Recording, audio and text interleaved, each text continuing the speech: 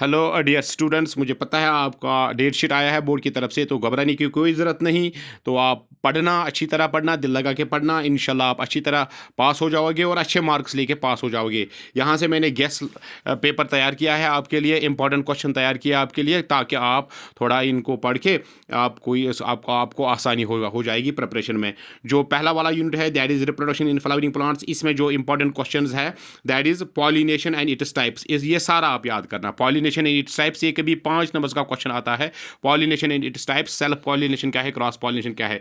यहाँ से जो ये माइक्रो प्रोपगेशन है, ये टिश्यू कल्चर का एक क्वेश्चन है, टिश्यू माइक्रो प्रोपगेशन, वहाँ पढ़ना, एप्लीकेशन ऑफ टिश्यू कल्चर वो याद करना।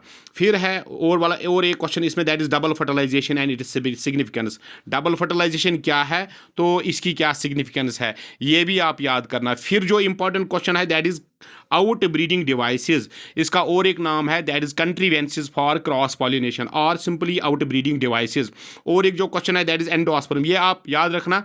इन क्वेश्चंस को आप नोट करो टेक्स्ट पे, जो आपकी टेक्स्ट है 12th की टेक्स्ट बॉटनी की, तो वहाँ पे आप इनको नोट करो। फिर इसके बाद जो क्वेश्चन है दैट इज एपोमिक्सिस है, एंडोस्पर्म के बाद एपोमिक्सिस है, पॉलीएम्ब्रियोनी है एंड पार्थेनोकार्पी है। ये क्वेश्चन भी आप इन पे भी नजर रखना, ये भी आ सकते हैं। अब रह गई जेनेटिक्स। जेनेटिक्स में क्या है, देखो इनकम्प्लीट डोमिनेंस के भी आता है क्वेश्चन, को डोमिनेंस के भी क्वेश्चन आता है, मल्टीपल एलिलिज्म या मल्टीपल एलिलिज्म का भी क्वेश्चन आता है, and inheritance of human blood groups. ये आप देखो, आप ABO ब्लड ग्रुप जो है इसकी इनहेरिटेंस कैसे होती है और इसके लिए कौन कौन से एलील्स इंपॉर्टेंट है। ये मल्टीपल एलिलिज्म का क्वेश्चन भी है और को डोमिनेंस की भी एग्जाम्पल है। अब देखो ह्यूमन ब्लड ग्रुप जो है it is an example of co dominance as well as multiple allelism. उसके बाद जो है question that is law of segregation, ये मेंडल की लॉ है, पहली लॉ है मेंडल, और वहां पे आप मोनो हाइब्रिड क्रॉस करके इसको एक्सप्लेन करना। फिर है dihybrid cross and law of independent assortment, ये भी बहुत इंपॉर्टेंट क्वेश्चन, ये फेवरेट क्वेश्चन रहता है जो इवैल्यूएटर एग्जामिनर होता है, जो पेपर सेटर होता है, उसका फेवरेट क्वेश्चन रहता है that is dihybrid cross and law of independent assortment. उसके बाद है Hershey and Chase experiment, Hershey and Chase experiment, DNA की जो सर्च हुई which molecule acts as genetic material, उसमें एक क्वेश्चन है that is Hershey and Chase experiment, वो भी आप याद रखना।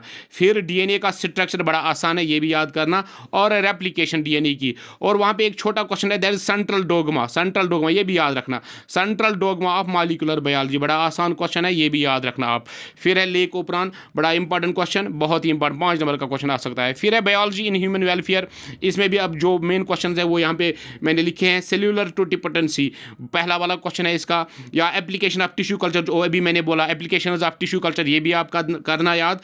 बायोगैस प्रोडक्शन, जैसे माइक्रोब्स इन ह्यूमन वेलफेयर, इसमें बायोगैस प्रोडक्शन है, बायो फर्टिलाइजर्स है, बायो पेस्टिसाइड्स है, बायो फर्टिलाइजर्स है, ये क्वेश्चन भी आप याद करना। और फिर है जेनेटिकली मॉडिफाइड क्रॉप्स, बड़ा इंपॉर्टेंट क्वेश्चन है, इसमें ज़्यादा जो important that is BT crops, जैसे BT मेज बोलते हैं, BT ब्रिंजल बोलते हैं, या BT कॉटन बोलते हैं हम। फिर है हमारा लास्ट वाला unit that is ecology. Ecology में आप क्या पढ़ोगे, पॉपुलेशन इंट्रैक्शन, जैसे पॉजिटिव इंट्रैक्शन है, नेगेटिव इंट्रैक्शन है, पॉजिटिव इंट्रैक्शन हम बोलते हैं, नेगेटिव इंट्रैक्शन बोलते हैं, म्यूचुअलिज्म बोलते हैं, कंपटीशन बोलते हैं, बड़ी वो लंबा एक पॉपुलेशन इंट्रैक्शन का एक क्वेश्चन है, वो सारा आप करना।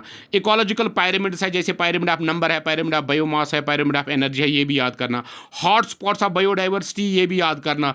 हॉट स्पॉट्स किस बुनियाद पे हम बोलते हैं, तो याद करना, जो ये बड़ा इंपॉर्टेंट क्वेश्चन, ये आता है ये question, hot spot why particular region are known as hot spots of biodiversity. और लास्ट वाला जो क्वेश्चन यहाँ से आप देखोगे, what are the main causes of loss of biodiversity, biodiversity कैसे लॉस होती है और कंजर्वेशन स्ट्रेटजीज क्या है, कैसे स्ट्रेटजी, कौन कौन से मेथड्स हम यूज करते हैं फॉर कंजर्वेशन ऑफ बायोडाइवर्सिटी, जैसे इन सिटू कंजर्वेशन है, एक्स सिटू कंजर्वेशन है, उसके क्या मेथड्स है। उम्मीद है ये क्वेश्चंस आप याद करोगे। और इसके अलावा अगर टाइम बचता है तो जो क्वेश्चन आपको टेक्स्ट में अच्छा लगे तो वो भी याद करना। Thank you for watching.